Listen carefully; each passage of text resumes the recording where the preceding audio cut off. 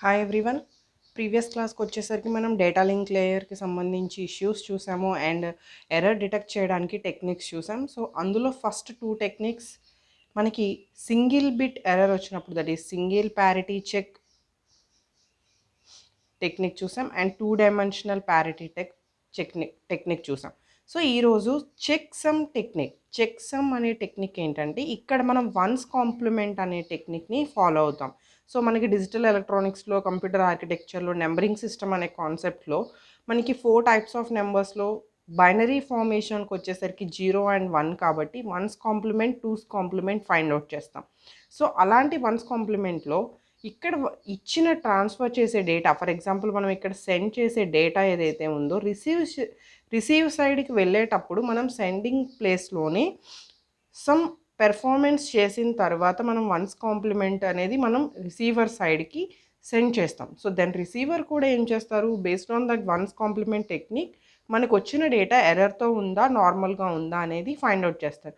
ఈ టెక్నిక్ కోసం మనం యూస్ చేసే the main concept is redundancy topic.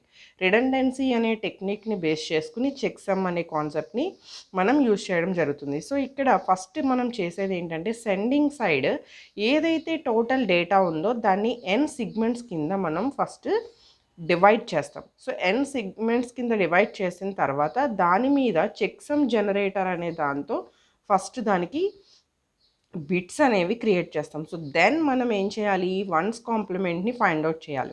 మనం అంటే ఇక్కడ మనం ఏదైతే checksum data link layer combinations తీసుకున్నాం కాబట్టి అక్కడ వన్స్ కాంప్లిమెంట్ ఫైండ్ అవుట్ అయిన తర్వాత ఆ వన్స్ కాంప్లిమెంట్ ఒరిజినల్ డేటాకి యాడ్ చేస్తాం. సో నేను డయాగ్రమాటికల్గా కూడా మీకు చూపిస్తాను.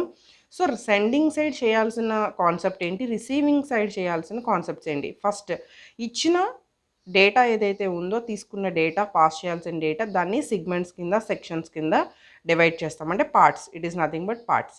So each and every part కూడా వన్స్ కాంప్లిమెంట్తో యాడ్ అవుతుంది. నెక్స్ట్ దాని యొక్క టోటల్ సమేషన్ అనేది మనం ఫస్ట్ క్యాలిక్యులేట్ చేస్తాం. దెన్ అక్కడ ఒరిజినల్ డేటా ఏదైతే ఉందో ఆఫ్టర్ ఈ summation, that is check some field అంటాం. ఆ చెక్ సమ్ ఫీల్డ్ రెండింటిని కలిపి మనం సెండ్ చేస్తాం. సో నాట్ ఓన్లీ డైరెక్ట్ డేటాని సెండ్ చేయకుండా విత్ చెక్ సమ్ ఫీల్డ్ యొక్క డేటాతో కలిపిన తర్వాత ఆ డేటాని సెండ్ చేస్తాం. దెన్ రిసీవర్ ఏం చేయాలి, ఒరిజినల్ డేటాని ఫైండ్ అవుట్ చేసుకోవాలి. ఒరిజినల్ డేటాని ఫైండ్ అవుట్ చేయాలి అంటే అసలు ఫస్ట్ సెండింగ్ చేసే మధ్యలో ట్రాన్స్మిషన్లో, వీళ్ళిద్దరికీ మధ్యలో ట్రాన్స్మిషన్లో మనం ఎర్రర్ డిటెక్షన్ టెక్నిక్ ఏది యూజ్ చేసామో అది రిసీవర్కి కూడా తెలియాలి. దెన్ రిసీవర్ ఏం చేస్తారు, సేమ్ ప్రాసెస్ని రివర్స్ అంటే కోడింగ్ డీకోడింగ్ లాగా రివర్స్ టెక్నిక్లో మనం ఫాలో అయినప్పుడు ఇక్కడ రెండు ఈక్వల్ అయితే then that is the correct data. ఎక్కడైనా మిస్ మ్యాచ్ అయినా, మనకి ఏదైనా కరెక్ట్గా రాకపోయినా మనకి డేటా ఎర్రర్ ఉన్నట్టు. ఫస్ట్ వచ్చిన డేటాని సెక్షన్స్ కింద డివైడ్ చేసుకుంటారు, ఎందుకంటే కంబైన్డ్గా వస్తుంది కాబట్టి. Original data plus check some field data కంబైన్డ్గా వస్తుంది కాబట్టి ఫస్ట్ దాన్ని పార్ట్స్ కింద డివైడ్ చేసుకుంటారు. అగైన్ ఈచ్ సెక్షన్కి వన్స్ కాంప్లిమెంట్ క్యాలిక్యులేట్ చేసుకోవాలి. అగైన్ సమ్ ఈజ్ కాంప్లిమెంటెడ్ అని చెప్పి మనకి చెక్ సమ్ ఫీల్డ్ అనేది క్యాలిక్యులేట్ చేస్తాం. తర్వాత వచ్చిన సమ్ అనేది 0 అయితే కనుక దెన్ యాక్సెప్టెడ్, అదే నాట్ ఈక్వల్ టు 0 అయితే కనుక డిస్కార్డెడ్. నెక్స్ట్ దానికి సంబంధించిన సింపుల్ డయాగ్రామ్. ఫస్ట్ మనం డేటాని సెండ్ చేస్తున్నాం, checksum generator, then checksum bits అంటే ones complement, then checksum plus given data రెండింటిని కంబైన్ చేసి మనం ట్రాన్స్మిట్ చేసిన తర్వాత this is receiving side and this is sending.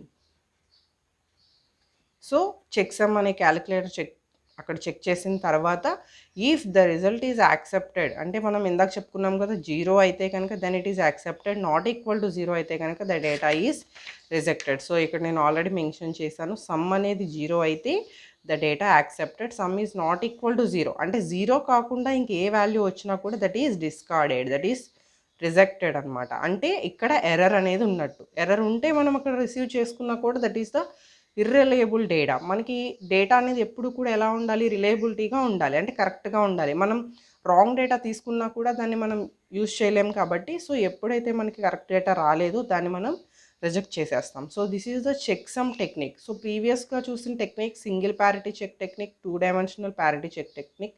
So checksum technique తర్వాత మనకి సైకిల్ రిడెండెన్సీ టెక్నిక్ అని చెప్పి మనం 4th టెక్నిక్ చూస్తాం.